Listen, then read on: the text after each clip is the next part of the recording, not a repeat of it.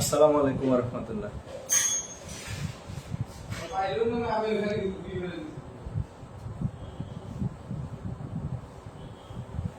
আশা করি সবাই ভালো আছেন। আজকের অনলাইন ক্লাসে স্বাগতম। যারা ক্লাস করবেন তারা দ্রুত জয়েন করেন।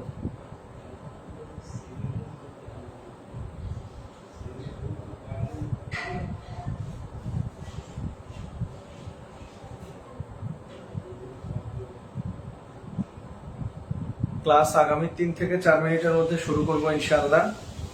আপনারা যারা ক্লাস করবেন দ্রুত জয়েন করেন। আজকে হচ্ছে মুদ্রা ব্যাংকিং অর্থায়ন, চতুর্থ বর্ষ অর্থনীতি বিভাগ। টপিকস হচ্ছে ক্যাপিটাল বাজেট, লেকচার 2।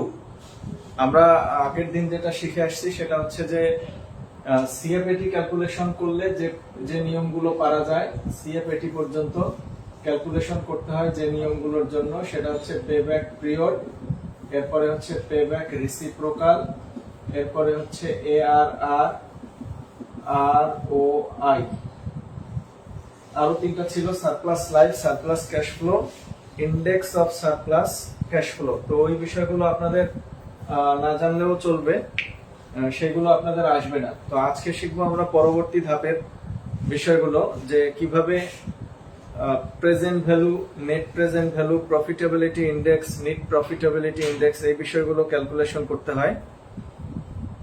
খুব দ্রুত জয়েন করেন। এখন 38 বাজে, আমি 40 বা 42-এর মধ্যে ইনশাআল্লাহ ক্লাস শুরু করে দেব। সাউন্ড এবং বোর্ড নিয়ে কারো কোনো কমপ্লেইন থাকলে বলতে পারেন। সাউন্ড স্পষ্ট আছে কিনা এবং বোর্ড দেখা যায় কিনা। গতকাল 2-4 জন একটু কমপ্লেইন করছেন, লেখাগুলো বড় করতে বলছেন। আসলে কমার্সের অঙ্ক পুরো বোর্ডটাই লাগে, বোর্ডটা কিন্তু বেশ বড়, পুরো বোর্ডটাই লাগে, যার কারণে একটু ছোট করে লিখতে হয়, তারপরেও তো হয় না।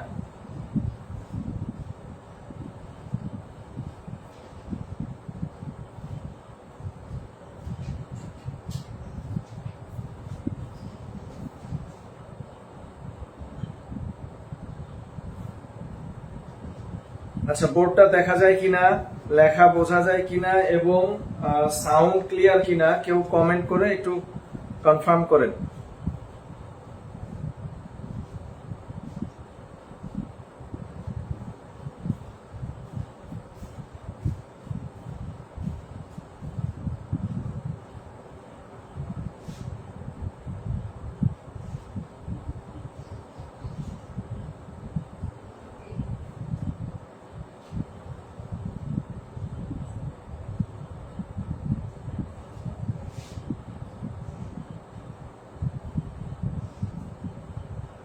দেখেন, আপনারা রেসপন্স না করলে আমার জন্য কিন্তু বুঝতে অসুবিধা যে আপনাদের কোনো সমস্যা হচ্ছে কিনা। একটু কমেন্ট করে বলেন, তাহলে আমার জন্য সুবিধা হবে।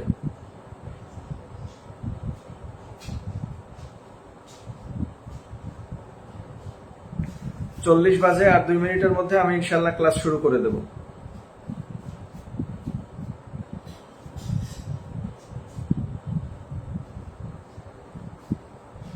কোনো সমস্যা থাকলে কনফার্ম করেন।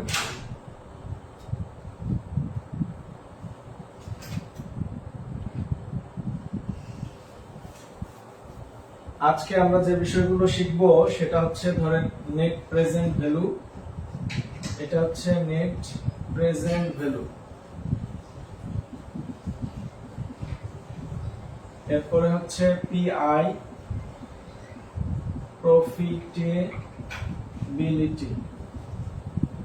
প্রফিটেবিলিটি ইন্ডেক্স,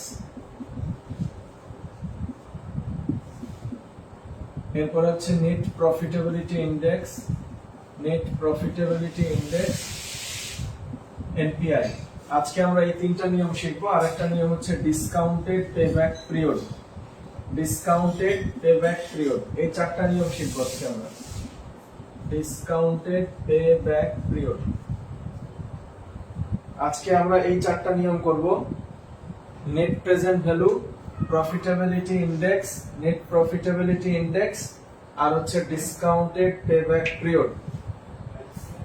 আজকে আমরা এই 4টা নিয়ম শিখব।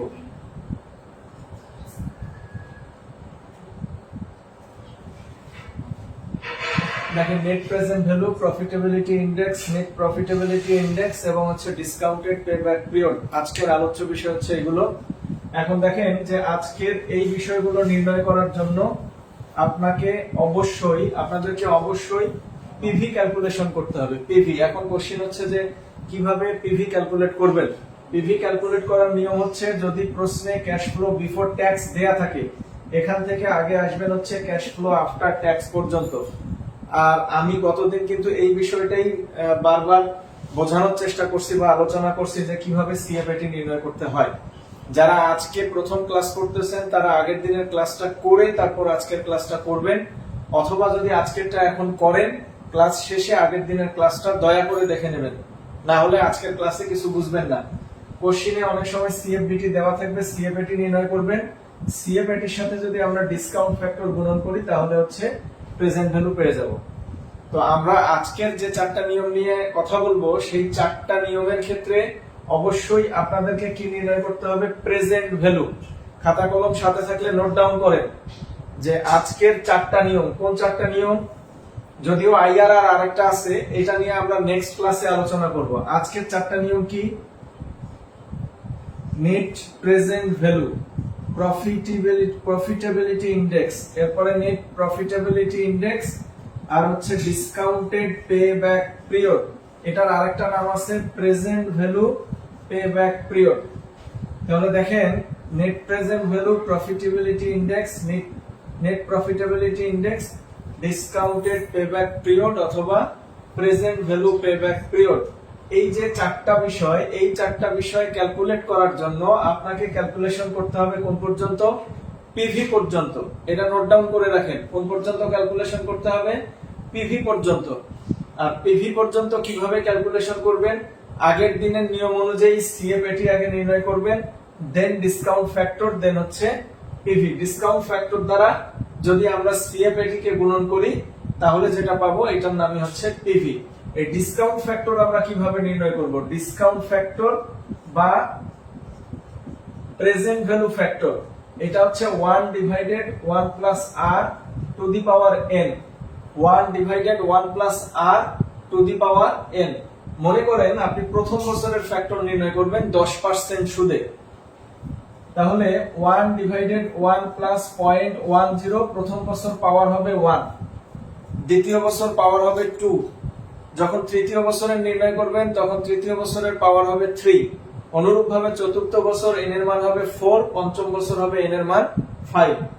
তাহলে প্রথম বছর হবে, আমরা যদি এটাকে একবারে লিখি, 1 ডিভাইডেড 1.10, n এর মানটা হবে প্রথম বছর 1, পরের বছর 2, পরের বছর 3, পরের বছর 4, 5, 6, এইভাবে টু বি কন্টিনিউড। যদি 10 বছরের হয় এইভাবে 7, 8, 9, 10 আপনারা ক্যালকুলেটরে নির্ণয় করে নেবেন। আরো অনেক পদ্ধতি আছে, সহজ পদ্ধতিও আছে। আবার আপনারা যদি এটাকে ক্যালকুলেশন নাও করতে চান তাও হবে, বইয়ের পিছনে দেখবেন প্রেজেন্ট ভ্যালু টেবিল আছে, প্রেজেন্ট ভ্যালু টেবিল দেওয়া আছে। ওই টেবিল থেকে আপনারা দেখবেন 10% সুদের মান, 10% সুদের মান, এটা দেখবেন প্রথম বছর, দ্বিতীয় বছর, তৃতীয় বছর, এইভাবে আপনারা বের করে নেবেন। তাহলে আপনারা ক্যালকুলেটর ছাড়াই ক্যালকুলেশনটা সরাসরি ওই প্রেজেন্ট ভ্যালু টেবিল থেকে নিয়ে আসতে পারবেন। আপনাদের প্রত্যেকের বইয়ের পিছনে 4টা টেবিল দেওয়া আছে, তার মধ্যে আপনারা খুঁজে বের করবেন প্রেজেন্ট ভ্যালু টেবিল অফ টাকা 1, এই টেবিলটা বের করবেন। সেই ক্ষেত্রে 10%, কোশ্চেনে 10% থাকলে 10% এর মানটা নেবেন। তো আমি ক্যালকুলেটরে বাহির করার নিয়মটা দেখাই দিলাম। ফর্মুলা হচ্ছে এটা 1 divided 1 plus r to the power n। এখন আর এর মান 10 হলে 1 প্লাস 0.10 হবে, যদি 12 হয় তাহলে 1 প্লাস 0.12 হবে, যদি 14 হয় 1 প্লাস 0.14, 15 হলে 1 প্লাস 0.15, এরকম আপনারা বসাবেন। যদি 9% হয় তখন কি হবে বলেন তো? 9% মানে হচ্ছে 1 প্লাস 0.09, ব্র্যাকেট দিয়ে দেন পাওয়ার গুলো হবে 1, 2, 3, 4, 5। আরো অনেক শর্টকাট ওয়ে আছে নির্ণয় করা, তো আপনারা এত শর্টকাট খোঁজার দরকার নাই, হয় টেবিলটা দেখবেন নতুবা এই ফর্মুলায় আগায় যাবেন। তো এখন ফাইনালি আমি একটু সামারি আকারে বলছি যে পিভি কিভাবে ক্যালকুলেট করবেন। মনে করেন কোনো একটা অঙ্কে সিএফএটি দেয়া আছে, ইয়ার, এরপরে মনে করেন যে CFAT, এরপরে আপনারা এখান থেকে ডিসকাউন্ট ফ্যাক্টর অথবা প্রেজেন্ট ভ্যালু ফ্যাক্টর, এরপরে নির্ণয় করবেন হচ্ছে পিভি। তাহলে পিভি নির্ণয় করার ফর্মুলা হচ্ছে CFAT গুণন হচ্ছে ডিসকাউন্ট ফ্যাক্টর। এটা হচ্ছে পিভি নির্ণয় করার ফর্মুলা। তাহলে যদি CFBT দেওয়া থাকতো তখন কি করতেন? তখন আপনারা ওই আগের দিনের ফর্মুলা অনুযায়ী আসবেন। প্রথম ঘরটা কি হবে? ইয়ার, এরপরে হচ্ছে CFBT, পরের ঘরটা হবে ডেপ্রিসিয়েশন, তারপরে হবে EBT, দেন হবে ট্যাক্স, তারপরে হবে EAT, EATর সঙ্গে ডেপ্রিসিয়েশন যোগ করবেন, পাবেন হচ্ছে CFAT।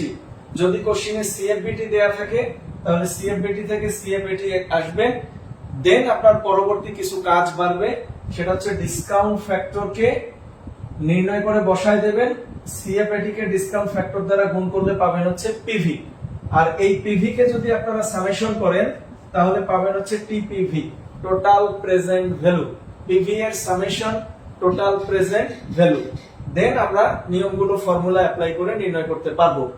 মূল কাজ হচ্ছে এই টেবিলটা, আপনারা যতক্ষণ এই টেবিলটা নির্ণয় করতে পারবেন না ততক্ষণ নিশ্চিত থাকেন আপনার অঙ্ক হবে না, আর যখন এই টেবিল নির্ণয় করতে পারবেন তখন আপনার অঙ্ক অনায়াসেই হবে। তো আপনাদের কাজ হচ্ছে এই টেবিলটা ক্যালকুলেট করা। তো আপনারা প্রয়োজন হলে দ্রুত এটার একটা স্ক্রিনশট নিয়ে নেন। এখনো জয়েন করতেছেন, যারা পরে জয়েন করছেন তারা এখানে খেয়াল করেন যে প্রথমে প্রশ্নে একটা ইয়ার দেওয়া থাকবে।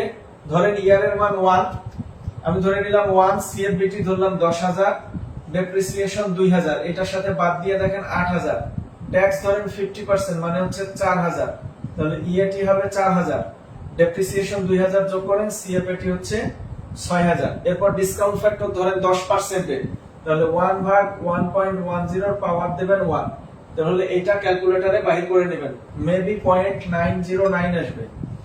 1/1.10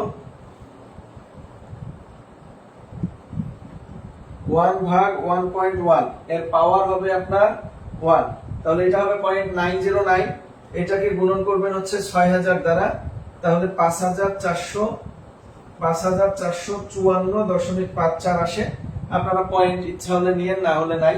আর এখানে 3 ঘর, 4 ঘর, 5 ঘর, 6 ঘর, যার যত ইচ্ছা, তবে স্ট্যান্ডার্ড নিয়ম হচ্ছে 3 থেকে 4 ঘর। মানটা নেবেন, তাহলে পাবেন হচ্ছে পিভি। এটা হচ্ছে প্রথম বছর। দ্বিতীয় বছর ধরেন এই মানটা দেওয়া আছে 15000, ডেপ্রিসিয়েশন 2000, তাহলে এটা হবে 13000। 13000 এর 50% করেন 6500, তাহলে এটা হবে 6500, তাহলে CFAT হবে 6500 আর যোগ 2000, তার মানে 8500। এটা মেবি 0.826।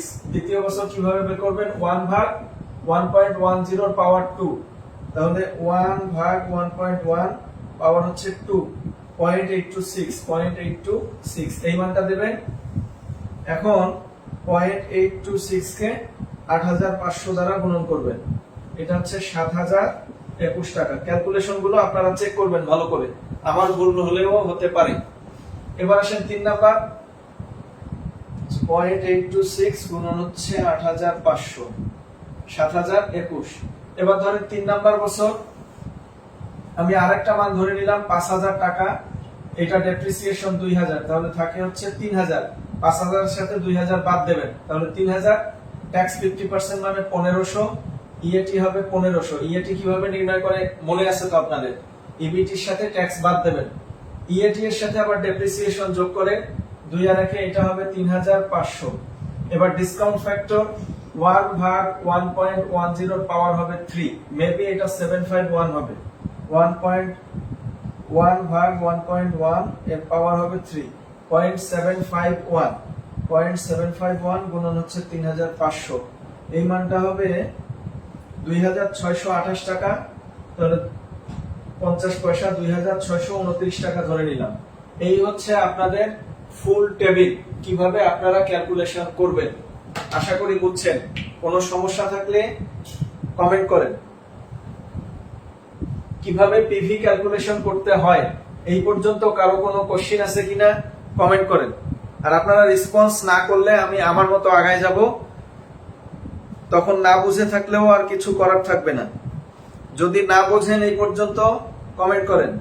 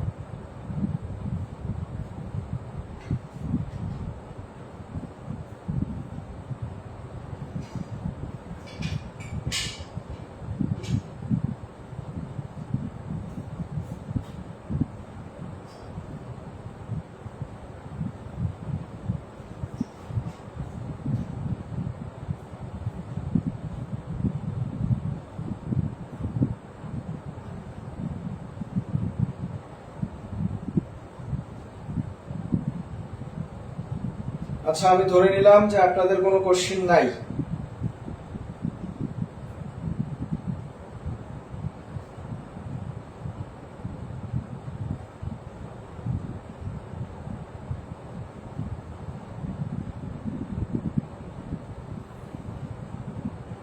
তাহলে আমি আরেকবার বলছি, দেখেন যে কি করতে হবে আপনাদেরকে।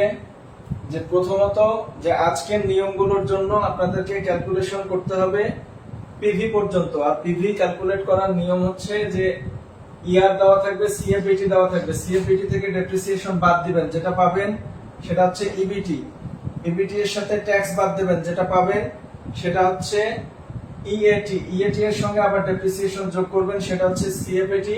সিএফএটির সাথে ডিসকাউন্ট ফ্যাক্টর গুণন করবেন, যেটা পাবেন সেটা হচ্ছে পিভি। তো আমাদের টার্গেট হচ্ছে পিভি ক্যালকুলেট করা। ডিসকাউন্ট ফ্যাক্টর নির্ণয় করার ফর্মুলা হচ্ছে 1 ভাগ 1 plus r two the power n। 1 ভাগ 1 plus r two the power n। Sir একটা কোশ্চেন দিয়ে যদি সলভ করতেন। ইশতিয়াক আহমেদ, অবশ্যই স্যার আমি সলভ করাই দেব। প্রাথমিকভাবে বুঝাই দিচ্ছি যে আপনারা বিষয়গুলো বুঝলেন কিনা। স্যার পিভি ফ্যাক্টরের একটা রুল বলছিলেন ক্যালকুলেটর দিয়ে ডাইরেক্ট আসবে, সেটা একবার একটু বলেন। এটা হচ্ছে 1 সমান আনসার ভাগ 1 পয়েন্ট r ইকুয়াল চাপতে থাকবেন, আসতে থাকবে। তাহলে ধরেন 1 সমান আনসার ভাগ 1 পয়েন্ট r এর মান ধরেন 10%। একবার ইকুয়াল চাপলে প্রথম বছর আসবে, দ্বিতীয়বার ইকুয়াল চাপলে দ্বিতীয় বছর আসবে, তৃতীয়বার চাপলে তৃতীয় বছরের আসবে, এইভাবে টু বি কন্টিনিউড।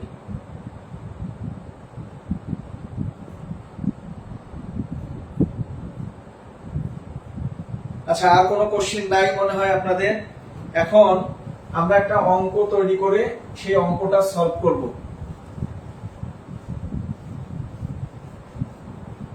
অঙ্কটা সলভ করব, মনে করেন একটা অঙ্ক হচ্ছে এরকম 5 বছরের অঙ্ক।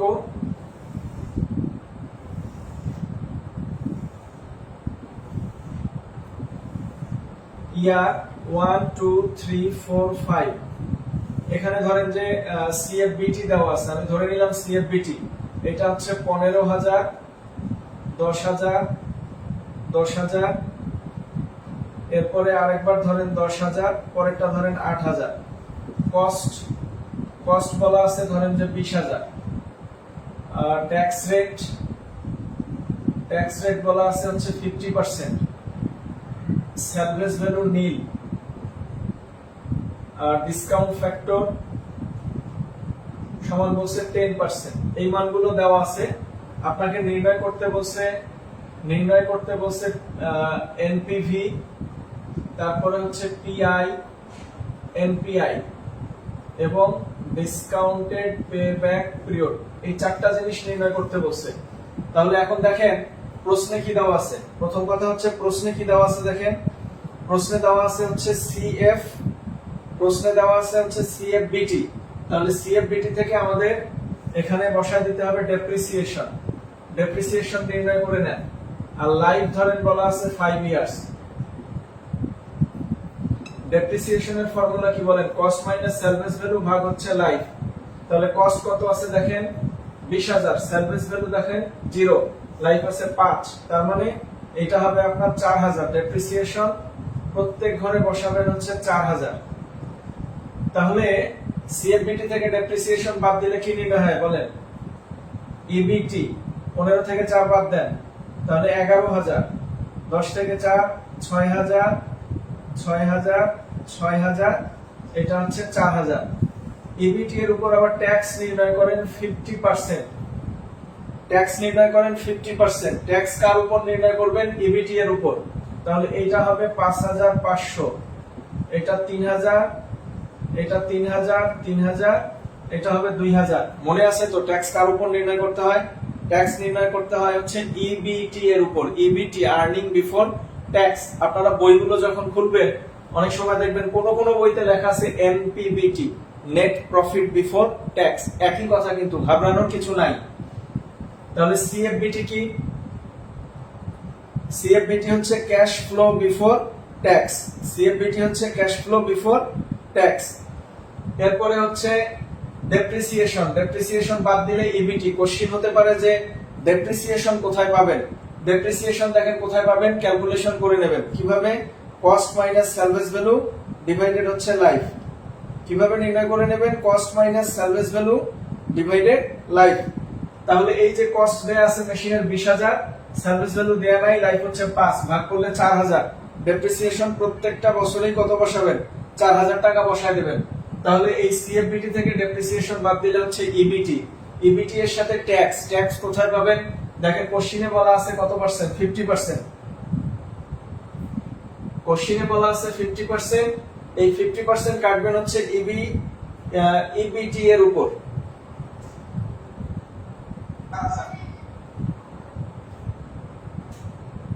তাহলে ইবিটি এর 50% করেন।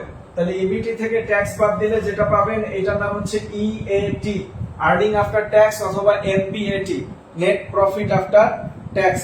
ইএটি আর্নিং আফটার ট্যাক্স অথবা কি নেট প্রফিট আফটার ট্যাক্স। তাহলে এটা কিভাবে পাবেন? ইবিটি এর সাথে এই ট্যাক্সটা বাদ দেবেন। তাহলে এটা আসবে 5,500।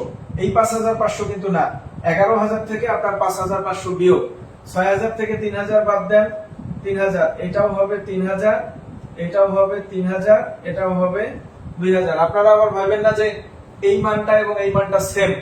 এখন চিন্তাই করতে পারেন যে গত দিনের এই মান এবং আজকের এই মান ইকুয়াল আসতেছে। আমি আমার ক্যালকুলেশনের সুবিধার্থে দেখেন ট্যাক্সটা 50% বিবেচনা করছি, যার কারণে ইকুয়াল আসে। 50 না হয় 40, 60 বা 30, যে কোনো মান হলে, 50 বাদে যে কোনো মান হলে মান দুইটা কিন্তু আলাদা আসবে। আপনারা এত চিন্তা না করে যে কাজটা করবেন, ইবিটি এর সাথে ট্যাক্স বাদ দেবেন, ইএটি বের হয়ে যাবে।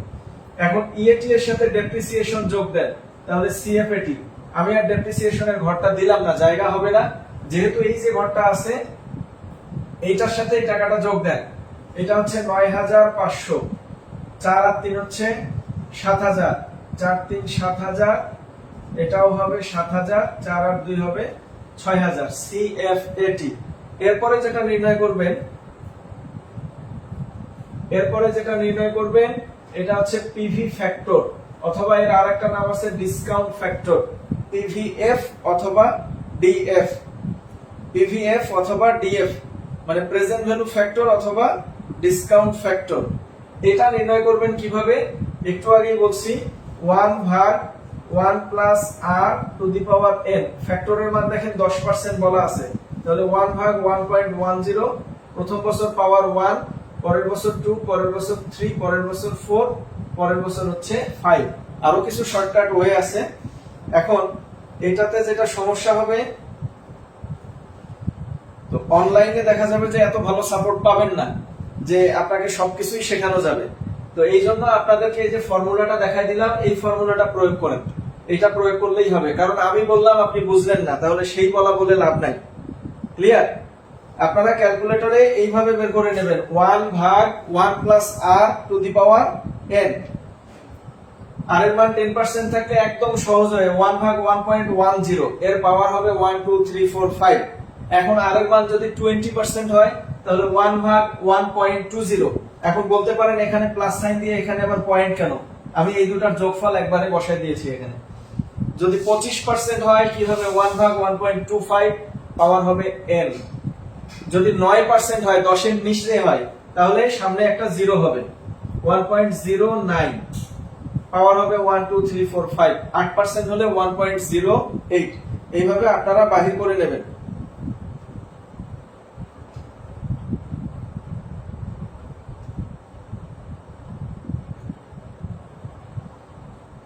স্যার সেকেন্ড ইয়ারের ক্লাস অনলাইনে কবে থেকে নেবেন? দেখা যাক ইনশাআল্লাহ।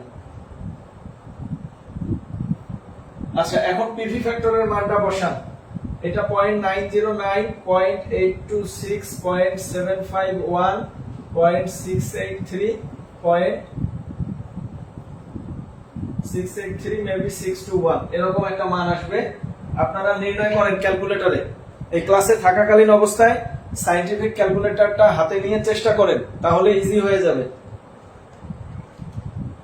এটা হবে কত পার্সেন্ট? 1 ভাগ 1.10। প্রথম বছর পাওয়ার দেবেন 1। 0.909, 0.826, 0.751, 0.683, 0.621 এরকম মান আসে। এখন আপনারা বের করবেন হচ্ছে পিভি। কি নির্ণয় করবেন? পিভি। পিভি কিভাবে নির্ণয় করবেন? সিএফএটি কে পিভি ফ্যাক্টর দ্বারা গুণ করবেন। সিএফএটি গুণন পিভি ফ্যাক্টর, এইটাকে এটা দ্বারা গুণ করবেন। তাহলে গুণ করলে এটা হবে 8635.5। পরেরটা দেখেন 7000 গুণন 0.826, এটা হবে 5782। আবার 7000 গুণন 0.751, 5257। এবার আসেন আবার 7000 গুণন 0.683, 4781। আবার আসেন 6000 গুণন 0.621, এটা আসে হচ্ছে 3726। এখন এটা যোগ করলে পাবেন টিপিভি। এটাকে যোগ করেন, এটা যোগ করলে আসবে 28181.5 এই মানটা আসবে। আপনারা যোগ করে দেখেন 8635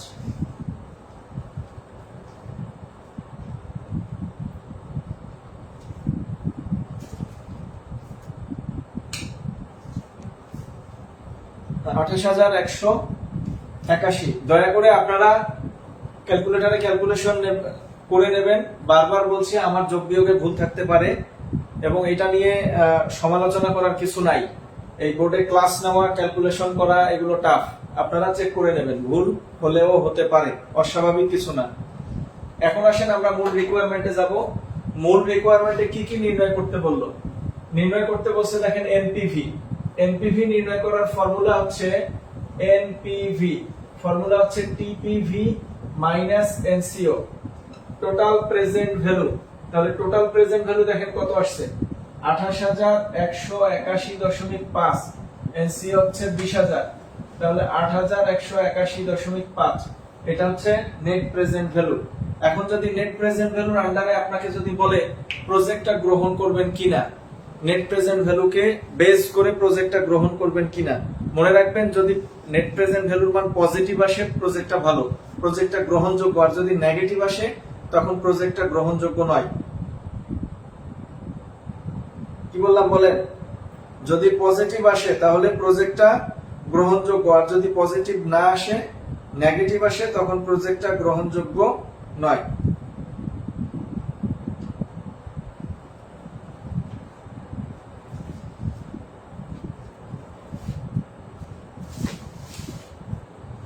এই পর্যন্ত কারো সমস্যা থাকলে বলেন।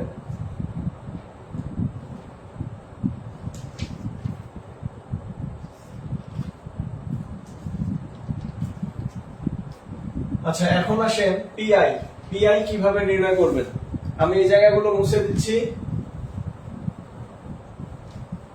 মানগুলো বসানোর জন্য। পিআই প্রফিটেবিলিটি ইনডেক্স, এটা হচ্ছে টিপিভি ভাগ এনসিও বা কস্ট গুণন 100।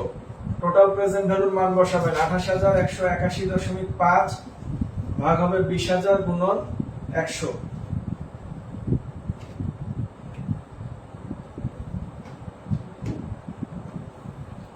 28181.5 20000 গুণন 100 140.91%। এটা হচ্ছে পিআই এর উত্তর, প্রফিটেবিলিটি ইনডেক্স। এটা 100% এর উপরে হলে ভালো। এবার আসেন এনপিআই, নেট প্রফিটেবিলিটি ইনডেক্স। এটার অনেক ফর্মুলা আছে, সহজটা অ্যাপ্লাই করবেন। পিআই মাইনাস 100%, পিআই হচ্ছে 14091% মাইনাস 100% সমান হচ্ছে 40.91%। এটা হচ্ছে পিআই এর আনসার। তাহলে দেখেন টেবিল হলে এগুলো কোনো বিষয় না, জাস্ট সূত্র প্রয়োগ করবেন আর মান বসাবেন। তাহলে তিনটা নিয়ম শেষ। আরেকটা হচ্ছে discounted payback period. Discounted payback পিরিয়ডের জন্য আরেকটা ছক করতে হবে। ডিসকাউন্টেড পেব্যাক পিরিয়ডের জন্য এই কলামটার নাম হচ্ছে CPV, cumulative present value. Cumulative present value. তাহলে প্রথমটা হবে 8635.5, 8635.5। পরের কলাম হবে এর সাথে যোগ করবেন 5782, যোগ করলে হবে 14417.5। এর সাথে যোগ করবেন 5257, এটা হবে 19674.5 যোগ 4781, এটা 24455.5, আর এটা যোগ করলে হবে 28181.5।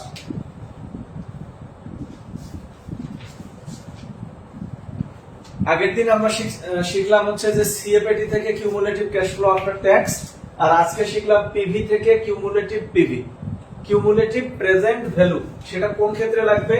যদি ডিসকাউন্টেড পেব্যাক পিরিয়ড অথবা প্রেজেন্ট ভ্যালু পেব্যাক পিরিয়ড নির্ণয় করতে বলে। কি বলেন তো? ডিসকাউন্টেড পেব্যাক পিরিয়ড অথবা প্রেজেন্ট ভ্যালু পেব্যাক পিরিয়ড। এইটার ফর্মুলা হচ্ছে আগের দিনের মতোই a plus NCO minus C divided D. তাহলে এনসিও কত আমাদের? প্রজেক্টর কস্ট ছিল, মেশিনটার কস্ট ছিল 20000 টাকা, তার মানে এনসিও হচ্ছে 20000 টাকা। এখন এই যে সিপিভির ঘরে দেখবেন 20000 কোথায় আছে? এই যে 24000, এটা বেশি হয়। এই যে এইটা হবে সি এর মান 1 2 3, এটা কত নাম্বার বছরে? 3 নাম্বার বছরে। এর মান হবে 3, এনসিও হচ্ছে 20000, সি এর মান হবে 19674.5, ডি এর মান পরের বছরের পিভিটা হবে ডি এর মান, পরের বছরের পিভি, দ্যাট মিন্স 4781। এটা ক্যালকুলেশন করলে যত হবে আনসারটা হবে তত ইয়ার্স। এটা হচ্ছে জাস্ট পেব্যাক পিরিয়ডের মতোই বের করতে হয়। আমরা আগের দিন যেটা করলাম সেটা হচ্ছে পেব্যাক পিরিয়ড। একই ফর্মুলা ছিল, NCO minus C divided D. C এর মান নেওয়া হতো সিসিএফএটি থেকে, আর ডি এর মান নেওয়া হতো সিএফএটি থেকে। এই মানটা কোথা থেকে নেওয়া হতো? Cumulative cash flow after tax থেকে। আর এই ডি এর মানটা নেওয়া হবে হচ্ছে ক্যাশ ফ্লো আফটার ট্যাক্স থেকে। কিন্তু এই যে ডিসকাউন্টেড পেব্যাক পিরিয়ড অথবা প্রেজেন্ট ভ্যালু পেব্যাক পিরিয়ড যখন করবেন, এই সি এর মানটা নিতে হবে কিউমুলেটিভ প্রেজেন্ট ভ্যালু থেকে, আর ডি এর মানটা নিতে হবে হচ্ছে প্রেজেন্ট ভ্যালু থেকে। পার্থক্য এখানে। এটা হচ্ছে cumulative cash flow after tax থেকে, আর এটা হচ্ছে ক্যাশ ফ্লো আফটার ট্যাক্স থেকে। আর এটা কিউমুলেটিভ প্রেজেন্ট ভ্যালু থেকে, আর এই মানটা হচ্ছে প্রেজেন্ট ভ্যালু থেকে। আশা করি বুঝছেন।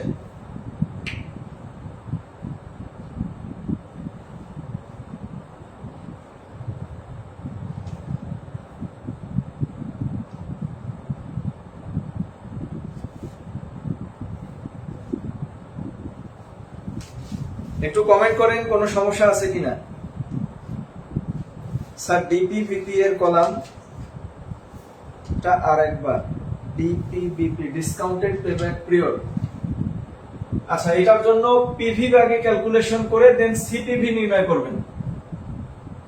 আগে পিভি দেন সিপিভি। সিপিভি নির্ণয় করার নিয়ম হলো এটা, এর সঙ্গে এটা যোগ করবেন, এটা যোগ করবেন, এই যোগ করে এখানে নিয়ে আসবেন।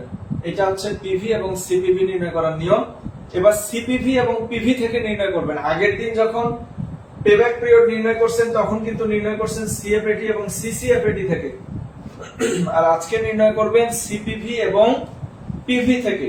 তাহলে 20,000 দেখেন কোথায় আছে, এই যে এই টাকাটা হচ্ছে 20,000 এর কাছাকাছি, এটা বড়, তাহলে এটা হবে সি এর মান, এইটার বছরটা হবে এ এর মান, 1 2 3 3 নাম্বার বছর। এদিকে মুছে দেয়া শেষ, যার কারণে বছরটা নাই। আপনাদের খাতায় থাকলে দেখে নিন, অথবা লেকচারটা শুরু থেকে যখন দেখবেন দেখে নিন যে এই মানটা 3 নাম্বার বছরে আছে, এই যে 1 2 3। তাহলে এ এর মান হবে 3, এনসি হচ্ছে 20,000, আর এই মানটা হবে যে 19,674.5। ডি এর মান হবে পরের বছরের সিএফএটি, পরের বছরের পিভি, জাস্ট মানটা বসায় ক্যালকুলেশন করলে আপনারা आंसर পাবেন।